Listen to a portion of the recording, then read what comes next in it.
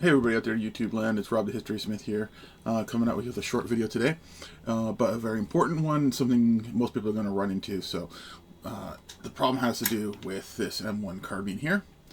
There's been a video on it earlier, so hopefully you guys have an idea of what I'm talking about here. And so this is a 1944, and the problem I'm having is all the way up here.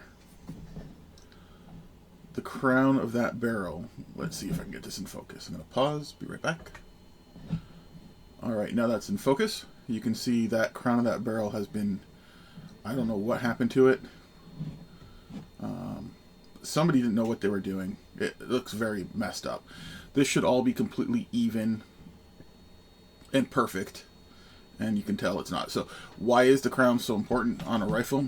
The crown of the rifle is important because it's the last point of contact. The bullet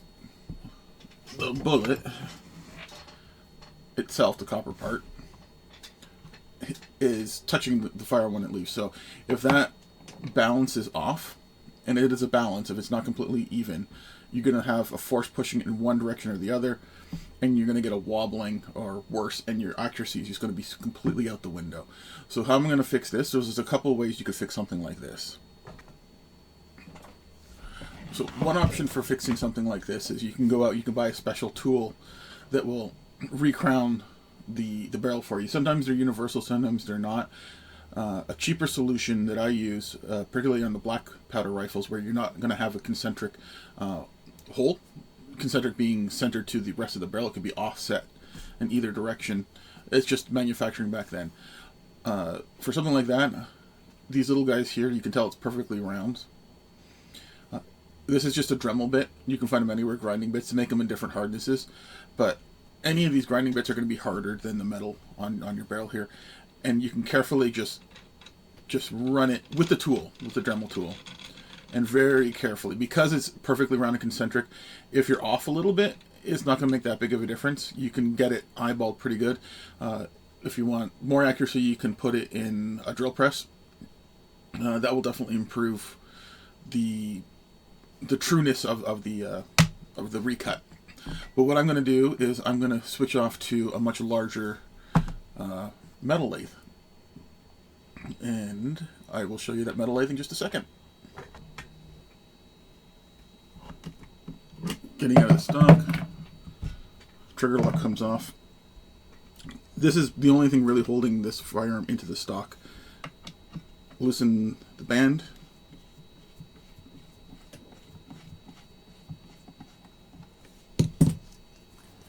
Push down the spring. Ouch. Crush your finger. And that part comes off. Slides forward, should I say. Top rail comes off. Just lift it out at an angle. Lower stock comes off. Now I want to take the trigger group off for this. In this case, the pin always seems to fall out, but that pin came from right here. Once that's out, slide the trigger group off. In this case, because I'm putting in the lathe that's going to be spinning, I want to take this barrel band all the way off. Much harder to do with the bayonet lug on here.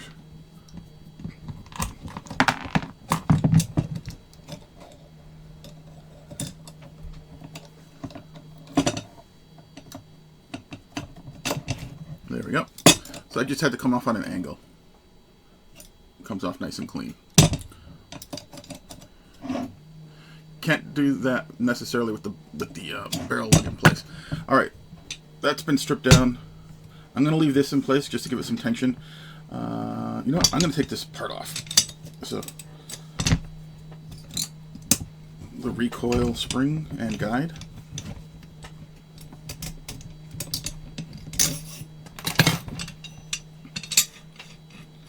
Take it back to that point there. Lift up, rotate your bolt,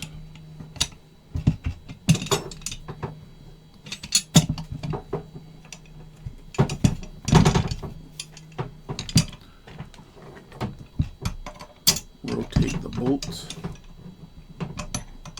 bring it back, down, and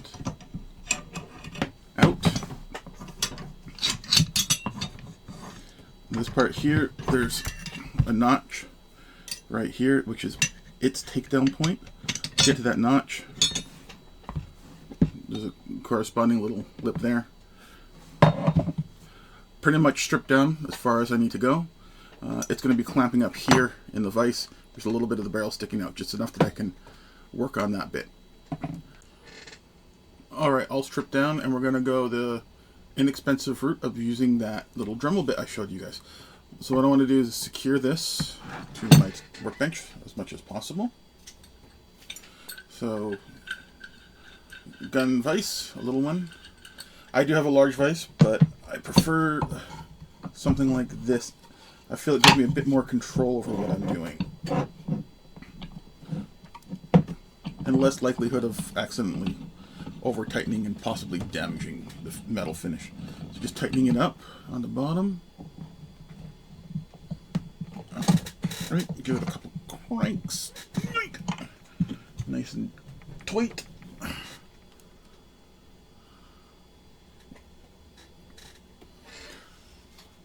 So first thing I want to do is get rid of whatever that burring was on there, which is just confusing to me. Of course, I cannot find my file, which I just had on hand. Alright, got my file.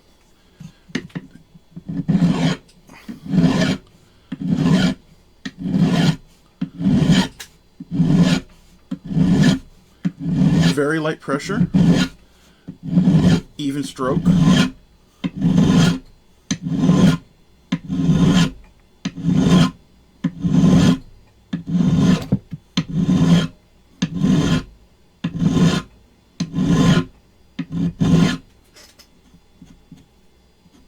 Getting a nice bit of shine back there. I'm going to rotate the barrel.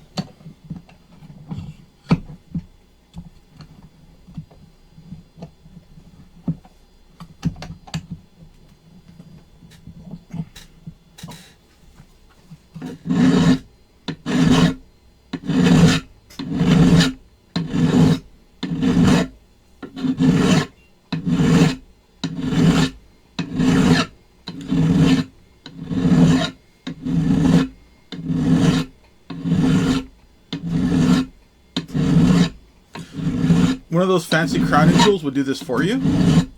So if you're doing a lot of barrel work, go ahead and grab one of those universals. I haven't gotten one yet. I probably will. Just in Canada, I got to order everything from Cabela's, and it's a pain. Not Cabela's. Cabela's is great, actually. I mean, they're a bit of a pain. They have their own liability thing where they make you sign this waiver.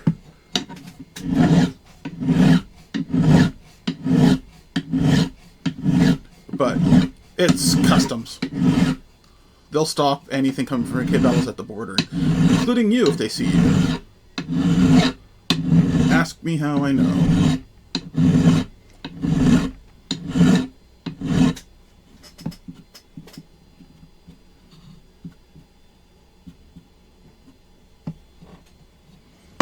I'm going to rotate it again, just to make sure you can kind of see what I'm looking at here. You guys can see better than I can. You can see how much silver there is on this side, and there's still a bit of a crown there. I want that crown to be, I want this silver to be even all the way around the muzzle. The crown will actually be the inside part. Right now I'm just working on the muzzle. So I'm going to turn it that way. Tighten back down. Of course, everything slides when you do this. Tighten back down. Adjust the camera a little bit.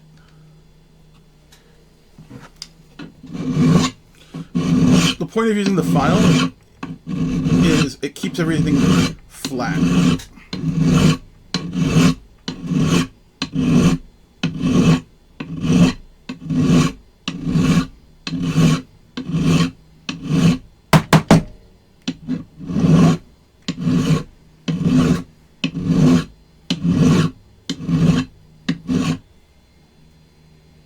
You can see that That line is starting to thin out. This whole piece is starting to become much more even.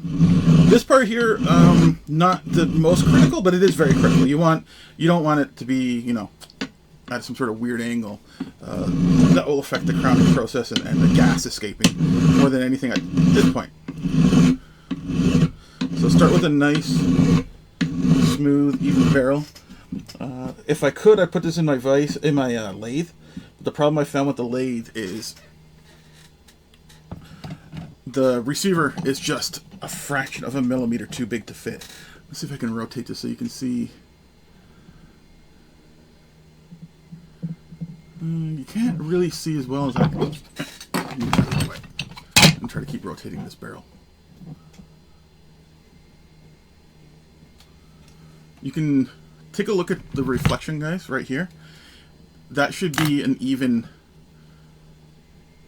appearance as I spin, with the exception of where it intersects with the rifling. But as you can hopefully see as I spin this,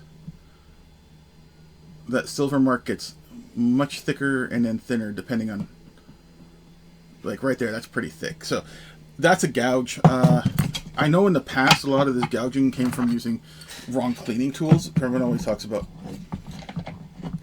how much you can mess up a crown on a rifle. And they went to a lot of effort in World War II to make sure you don't do that. Something like the Mosin Nagant has a cool little cleaning kit with it that keeps you from specifically damaging the crown by keeping your cleaning rod away from the edge. Because all cleaning rods are steel. So if you come in with a cleaning rod, which is probably what happened here, and have it at an angle, you're going to damage the crown of your rifle, the crown of your barrel. Let me find that tool and we'll get to the power part.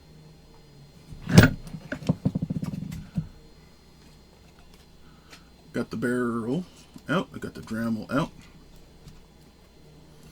There's that perfect little round little grinding die there. Nice thing I was saying about this part is because it's a perfectly round tool, if my angle is not perfectly on, if I'm off a little bit in either direction, up, down, the roundness will help counter that. It won't prevent you from making a mistake, but it makes it a little bit easier working with a round tool as opposed to doing like conical. Alright, let's get back to the close-up, shall we?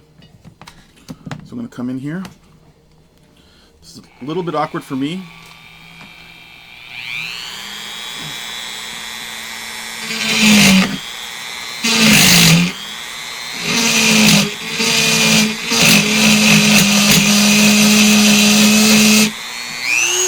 You guys can probably hear that tick tick tick noise. I'm fine with that. That just is, it's kind of like self-centering itself.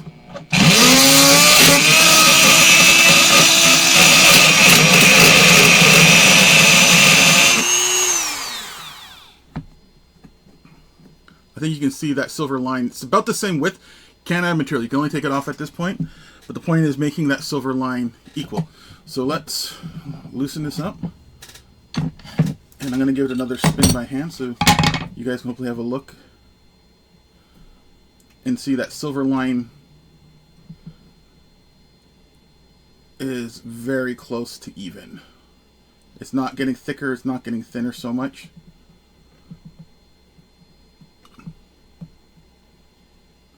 It's a little bit thicker there, so I think I'm going to go back in and do a tiny bit more.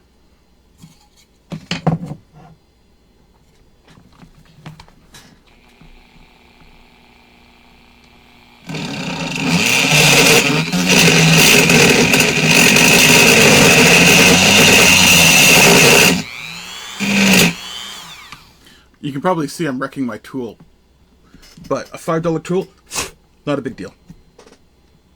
You can always get more.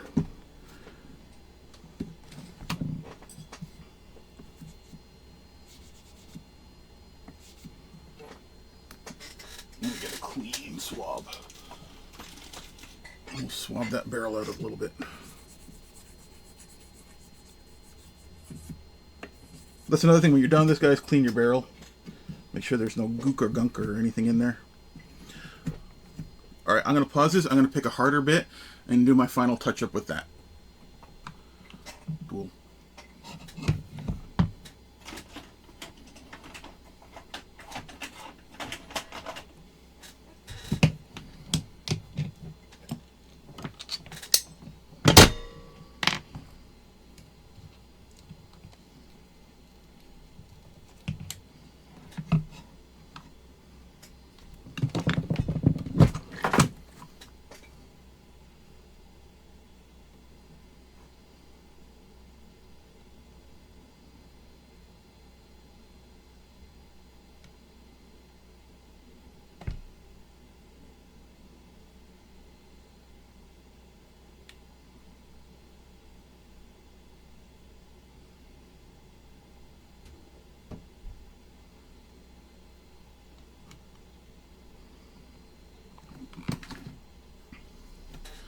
Let's give this one more light spin by hand. And have a look at that silver line.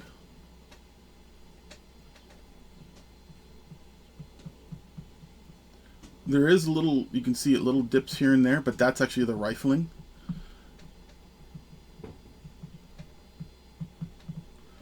But I'm happy with this.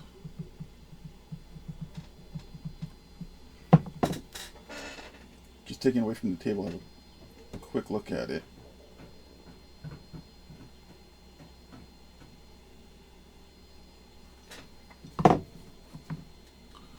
There's still a little bit of marring on the barrel, but it's so deep I'd have to take off a couple millimeters worth of this, and I'm not doing that. So I'll leave it at that.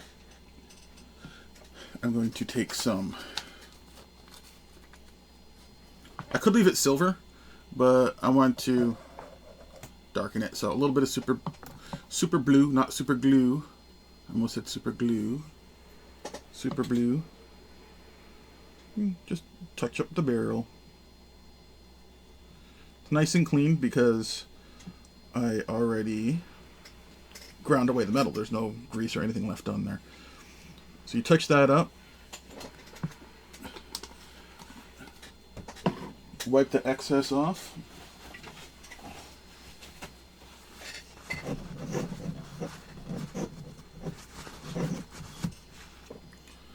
A bit of gun oil. Good oil. Some good old hoppers. And when I say good old, I mean this is old. 50s probably? I don't know. For me.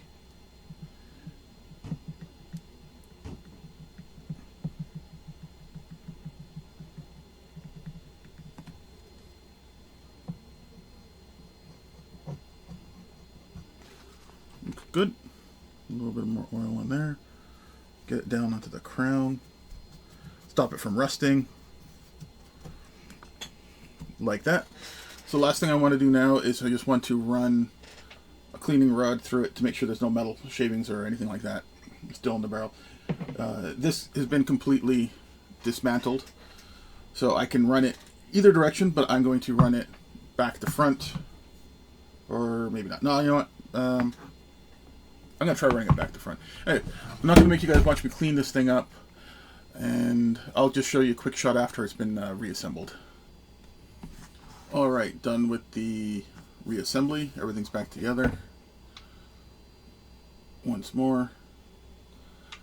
Improved crown. I'm not going to say as far to say it's a new crown, but it's definitely improved. So the question is, how will this shoot compared to a rifle with unbroken crown? We won't know until I get a chance to get back to the range, and we'll figure that one out, because there's a lot of these out there. I'm sure a lot more with better crowns than that. If you are shooting and you find your groups are a little bit wonky, unpredictable, it could be your ammunition, so sort that out first before you take a look at your crown. There could be a nick or damage to it that way. It's pretty common stuff, so hope you guys enjoyed the video. Again, please like, subscribe, and I will see you in the next video. Thanks for watching.